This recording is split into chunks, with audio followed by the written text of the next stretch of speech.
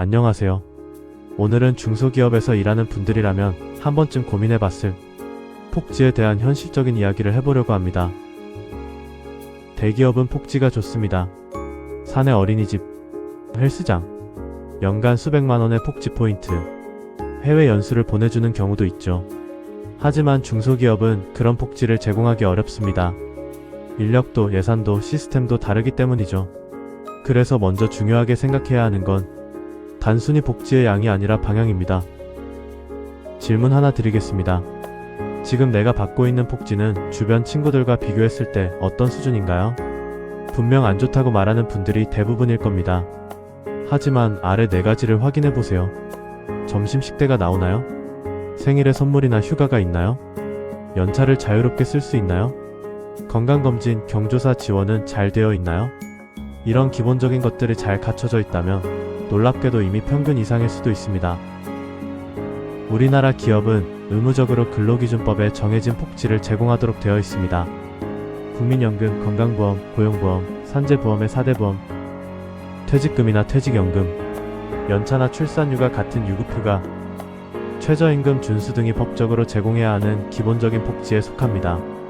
반면에 우리가 당연하다고 생각하는 식대, 학자금, 명절 상여금, 생일 선물 등은 의외로 법에서 정해진 복지가 아니라 회사의 선택사항입니다. 아무래도 중소기업 입장에서는 법에 정해진 것만 주고 싶겠지만 그 이상의 것을 제공하고 있다면 나름 최선을 다하고 있다고 볼 수도 있습니다. 물론 대기업을 다니는 친구의 얘기를 들어보면 상대적 박탈감을 느낄 수도 있습니다. 하지만 비교의 대상이 문제일 수도 있습니다. 직장인뿐만 아니라 우리나라 사람들 대부분은 나보다 더 잘 사는 사람과 나를 비교합니다. 예를 들어 몇 년 전 SNS에서 구글의 복지가 엄청나다는 내용을 많이 볼 수 있었습니다.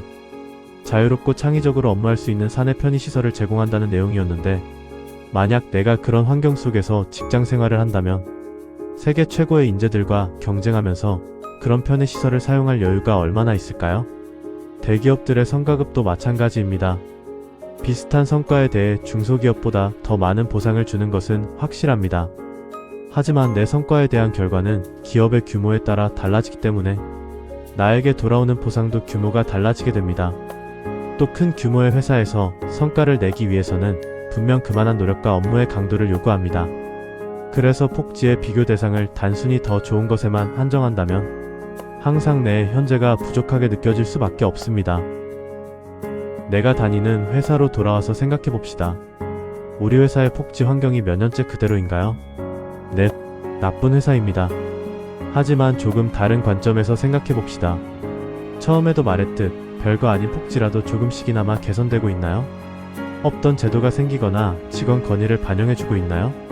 복지에 대한 개선을 위해 노력하는 회사라면 회사가 성장할수록 미래에는 지금보다 복지가 더 좋아질 가능성이 높습니다. 또 노력에 대한 보상을 복지보다는 급여 인상에 반영해주고 있지는 않나요? 복지는 간접적인 소득입니다. 내 성과로 인해 직원 모두가 누리는 복지가 늘어나는 것보다 나에게 직접적인 보상이 주어지는 것이 더 실질적인 복지입니다. 이렇게 여러 관점에서 바라보면 우리 회사의 복지에도 분명 장점이 있을 거예요. 결국 비교보다 중요한 건 나에게 맞는가입니다.